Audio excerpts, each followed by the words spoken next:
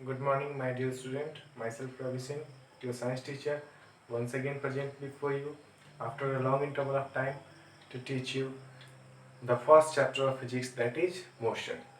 So let's continue our topic.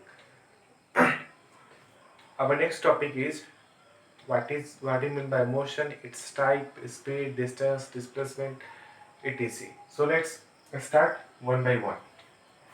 सबसे पहले हम लोग मोशन के बारे में पढ़ते हैं, जानते हैं होता क्या है, इसको डिफाइन कैसे करेंगे, क्या होता है मोशन।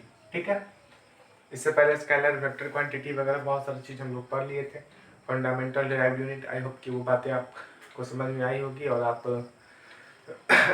उसका नोट्स भी बनाए होंगे।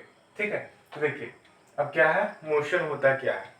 मोशन होता क्या है, किसी ऑब्जेक्ट के या बॉडी में क्या होना चाहिए, पोजीशन में चेंज होना चाहिए, पोजीशन में चेंज होना चाहिए टाइम के रिस्पेक्ट में। जैसे अभी अभी कोई टाइम हो रहा है, समथिंग 10 बज रहा है और वो क्या है, ऑब्जेक्ट यहाँ पे है, 10:10 पे वो ऑब्जेक्ट यहाँ पे आ गया, मतलब पोजीशन चेंज हो गया ऑब्जेक्ट का पोजीशन चेंज हो गया टाइम के रिस्पेक्ट में। यही तो है हमारा मोशन। क्या है motion? Change in position of object. It is change in position of object with respect to time, that is motion. Motion है क्या, किसी भी ऑब्जेक्ट में अगर टाइम बढ़ रहा है, टाइम के अकॉर्डिंग उसका पोजीशन भी चेंज हो रहा है, इसको क्या बोलेंगे, मोशन बोलेंगे। चलिए डिफाइन करते हैं मोशन है क्या। It is change in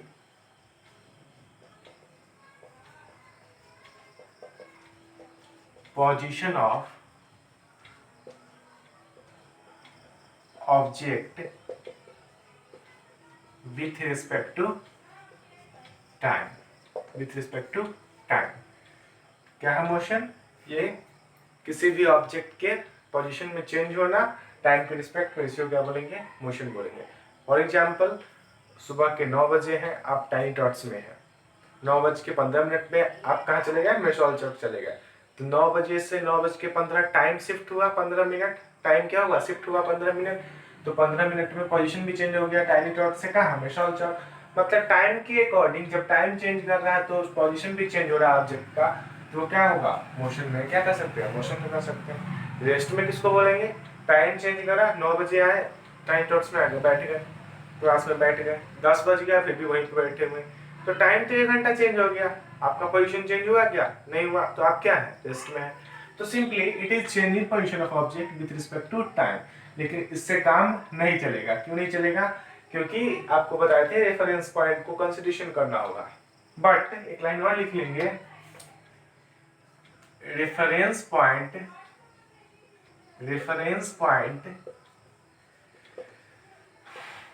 should be taken under consideration। Reference point को ध्यान में रखना है। ठीक है, जैसे कोई ट्रेन है, कोई फॉर एग्जांपल कोई ट्रेन है, ठीक है, मान लीजिए सपोज कीजिए ट्रेन है, तो ट्रेन में अभी टाइम हो रहा है 9:45 सुबह का हो रहा है एम, और 9:55, 10 मिनट का गैप है, बीच में कितना गैप है, 10 मिनट का गैप है, 9:55 AM की भी देखेंगे। तो 9:45 और 9:55 के बीच में हम लोग देखेंगे, तो देखे क्या, ये जो हमारी गाड़ी थी वो सीतामढ़ी से खुली थी 9:45 में, 9:55 में जाके वो कहीं पे किसी स्टेशन, मान लीजिए डुमरा पहुंच गई। 9:45 हम ट्रेन में बैठे हुए हैं, एक पर्सन ये है और दूसरा एक ये है, 2 पर्सन है जो ट्रेन में क्या है, बैठा हुआ, ठीक है, 2 पर्सन है। 9:45 में वो ट्रेन में बैठा, दोनों आपस में अपोजिट बैठा हुआ है सामने। तो 9:45 में ट्रेन खुली, 9:55 में कहाँ पहुंच गया, डुमरा पहुंच गया। ट्रेन कहाँ पहुंच गई, डुमरा पहुंच गई।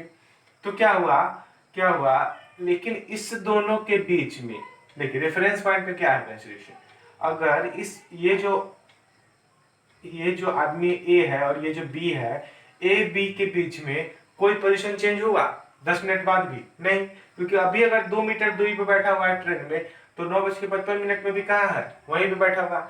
मतलब अगर इस बी को कंसीडर करेंगे तो बी के रेस्पेक्ट में ए का पोजीशन चेंज हुआ क्या, नहीं हुआ, जबकि टाइम 10 मिनट चेंज हो चुका है।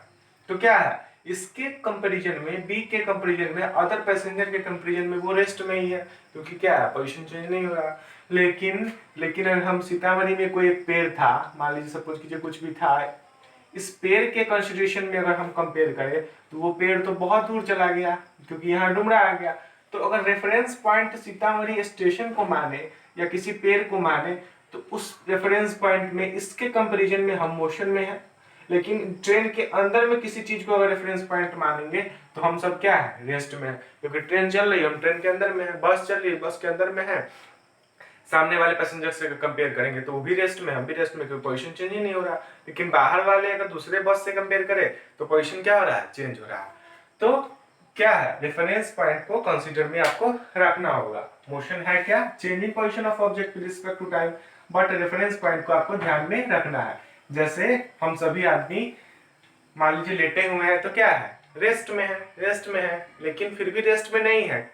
किसके कंपैरिजन में रेस्ट में है, इस दीवार के कंपैरिजन में अभी हम रेस्ट में खड़े हैं, तो इस बोर्ड के कंपैरिजन में हम रेस्ट में, कोई नो डाउट। लेकिन अगर कंपेयर करें मून से, तो मून के कंपैरिजन में हम क्या है, सभी मोशन में है, क्योंकि हमारा अर्थ ही मोशन में। तो रेफरेंस पॉइंट कंपलसरी है, किससे आप कंपेयर करना चाहते हैं, वो कंपैरिजन के लिए एक रेफरेंस पॉइंट को ध्यान में रखना जरूरी है मोशन के केस में। ठीक है, क्लियर है।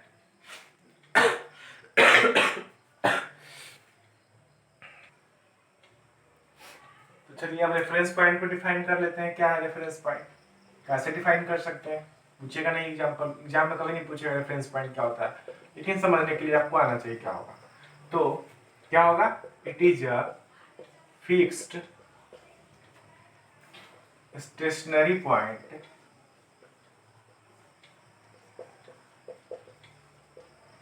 respect to which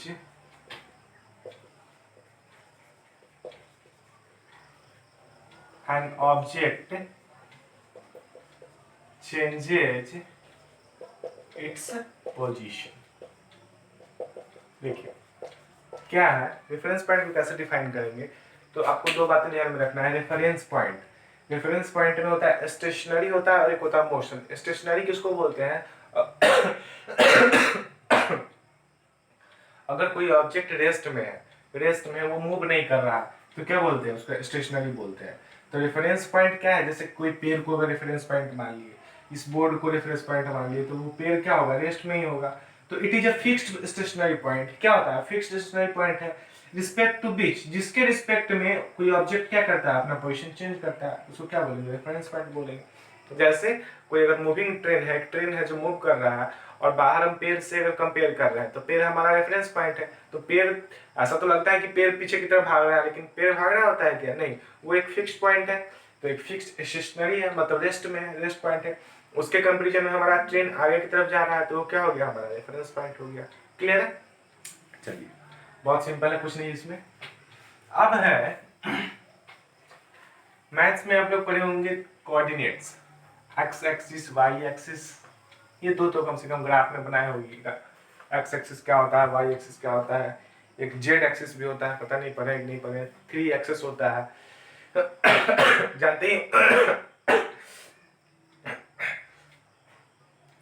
जानते ही होइएगा आप लोग, 3 एक्सिस होता है, एक्स एक्सिस, एक वाई एक्सिस और जेड एक्सिस। तो उसी के बेसिस पे मोशन को हम लोग 3 भागों में बांटते हैं। सिंपली मोशन को हम लोग 3 भागों में बांटते हैं। Motion in one dimension, motion in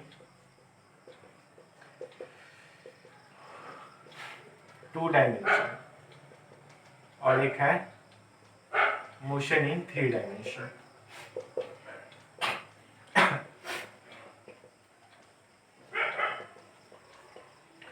आप लोग का नया वीडियो आने में इतना टाइम लगा क्योंकि तबीयत भी ठीक नहीं है, अभी देख रहे खांसी सर्दी बुखार सब कुछ लगा हुआ था, आवाज भी नहीं निकल रहा था, अब तो बहुत ठीक है।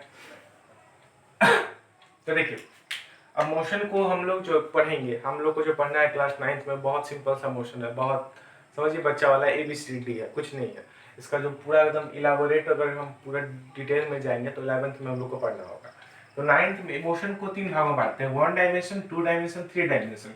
अब वन डायमेंशन किसको बोलेंगे, टू डायमेंशन किसको बोलते हैं, थ्री डायमेंशन किसको बोलते हैं, नहीं पढ़ना है, बस आपको समझ लेना है क्या होता है। कोई अगर पूछ दे कॉमन सेंस की तरह तो आपको बताना है क्या होता है। देखिए 3 एक्सिस होता है, एक एक्स एक्सिस, वाई एक्सिस और एक होता है स्पेस में z axis. This is x, this is y and this is z axis. X y को तो हम डिनोट कर सकते हैं, जेड एक्सिस कहाँ होता है, स्पेस में होता है, इसको हम डिनोट नहीं कर सकते हैं, ठीक है, वो स्पेस में है। 3 एक्सिस होता है, जैसे ये देखिए ऐसे रखे तो ये हो गया हमारा एक्स, दिस इज वाई और ये जेड एक्सिस, ऐसे बता सकते हैं 3 एक्सिस होता है। तो जैसे वन डायमेंशन किसको बोलेंगे, टू डायमेंशन किसको बोलेंगे, थ्री डायमेंशन किसको बोलेंगे। देखिए मान लीजिए कोई गाड़ी है, बाइक है, कुछ भी है, बस है, ये बस मूव कर रहा है कहीं स्ट्रेट लाइन में, स्ट्रेट पाथ में मूव कर रहा है, सीधा रास्ता पर मूव कर रहा है। तो इसके पोजीशन को दिखाने के लिए आपको केवल और केवल एक्स एक्सिस से ही काम चल जाएगा। क्यों, एक ही एक्सिस से काम चल जाएगा, एक ही एक्सिस से काम चल जाएगा, क्योंकि स्ट्रेट लाइन में है। तो ऐसे मोशन को क्या बोलेंगे, वन डायमेंशन बोलेंगे। फॉर एग्जाम्पल कोई बॉल है, इस बॉल को नीचे की तरफ गिराना गिराना गिरा रहा है ऊपर से कहीं पे, तो केवल एक ही एक्सिस से काम चल जाएगा, वाई एक्सिस से। हाइट दे दिया 45 मीटर, इसी से हम इसके पोजीशन को दर्शा सकते हैं। मतलब वैसा मोशन जिसमें केवल और केवल एक ही एक्सिस से उसके पोजीशन को हम स्पेसिफाई कर सकते हैं, बता सकते हैं, उसको क्या बोलेंगे, वन डायमेंशन। जैसे कोई सीधी स्ट्रेट लाइन में चलता हुआ बस, एक ही एक्सिस से काम चल जाएगा। कोई बॉल है जिसको ऊपर से ड्रॉप कर रहा है, एक ही एक्सिस से काम चल जाएगा। लेकिन सपोज करिए कि कोई दो बच्चा है एक यहाँ है और एक यहाँ है, ये बॉल इसको फेंक रहा है और ये क्या कर रहा है, इसको फेंक रहा है, ऐसे बॉल फेंक रहा है। अब इस मोशन को अगर दिखाना हो, या फिर ये तो सिंपल हटा ही छोड़िए इसको, इससे भी आसान क्वेश्चन, जैसे कोई एक पॉइंट है, इस पॉइंट से कोई बॉल को किसी एंगल पे प्रोजेक्ट करके ऐसे इधर की तरफ फेंका, ठीक है। तो देखिए कोई बॉल को ऐसे फेंका है, प्रोजेक्ट किया है किसी एंगल पे। प्रोजेक्टाइल के बारे में चर्चा करेंगे लास्ट में। कोई बॉल है, कोई बॉडी है, कोई लड़का है, कुछ भी है, समथिंग जो भी है, ये एक बॉल को किसी एंगल पे प्रोजेक्ट किया है, तिरछा प्रोजेक्ट किया है। तो इस पॉइंट पे बोलेगा, इस पार्टिकुलर पॉइंट पे आप बताइए, पोजीशन बताइए, तो क्या सिर्फ वाई एक्सिस से काम चल जाएगा क्या, केवल एक्स एक्सिस से काम चलेगा, नहीं। इस पॉइंट पे हमको दो एक्सिस लिखाना पड़ेगा। दो एक्सिस क्या होगा, दो एक्सिस का मदद लेना पड़ेगा, एक्स और वाई, तब हम इसको पोजीशन को क्या कर सकते हैं, स्पेसिफाई कर सकते हैं। जैसे सर्कल में, किसी सर्कल में किसी एक पॉइंट पे आपको पोजीशन दर्शाना होगा, तो इस पे कितना पॉइंट लेना होगा, दो एक्सिस लेना होगा। तो वैसा मोशन जो केवल और केवल एक ही एक्सिस में स्पेसिफाई कर सकते हैं, उसको बोलते हैं वन डायमेंशनल। जिसमें दो एक्सिस की जरूरत होता है उसको बोलते हैं टू डायमेंशनल, और जिसमें तीनों एक्सिस एक्स वाई और जेड तीनों का अगर यूज करना हो उसको बोलते हैं थ्री डायमेंशनल। जैसे प्लेन जा रहा है तो उसमें एक्स वाई और जेड तीनों को दिखाना होगा। कोई बर्ड अगर उड़ रही है तो उसके पोजीशन को अगर हमको दिखाना है, स्पेसिफाई करना है, तो तीनों एक्सिस का क्या होगा, रिक्वायरमेंट होगा। तो हमको टू डायमेंशन थ्री डायमेंशन नहीं पढ़ना है, केवल क्या पढ़ना है, वन डायमेंशन के बारे में, मतलब मोशन इन स्ट्रेट लाइन के बारे में हमको पढ़ना है, ठीक है। क्या होता है नहीं होता आप समझ गए आसानी से, ठीक है। आपको क्लास 9th में केवल मोशन इन वन डायमेंशन के बारे में ही पढ़ना है, क्या होता है मोशन इन वन डायमेंशन।